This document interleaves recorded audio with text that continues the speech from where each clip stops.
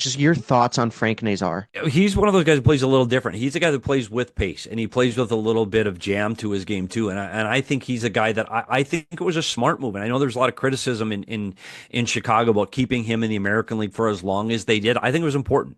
I think it was important for a player like that to be able to use his skill and his speed and learn to play the game at a pace in a professional setting where he wasn't getting pushed around, where he wasn't challenged as much as he is in the National Hockey League. I think he needed to get that success. I think he needed to have that as part of his development so that he could see that first. We talked about rushing players to the National Hockey League.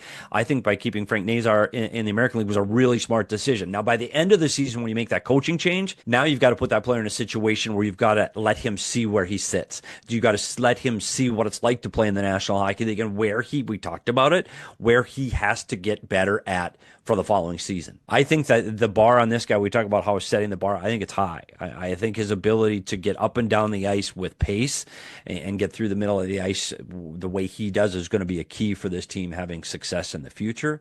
But I think the expectation for him at the end of this season needed to be tempered a little bit, that he is not ready for that. And even though he's getting the ice time, and even though he's getting on the ice more at the end of the season for the Chicago Blackhawks, let's just wait. I think this is just for him to experience and get a taste of what this competition is actually like in the National Hockey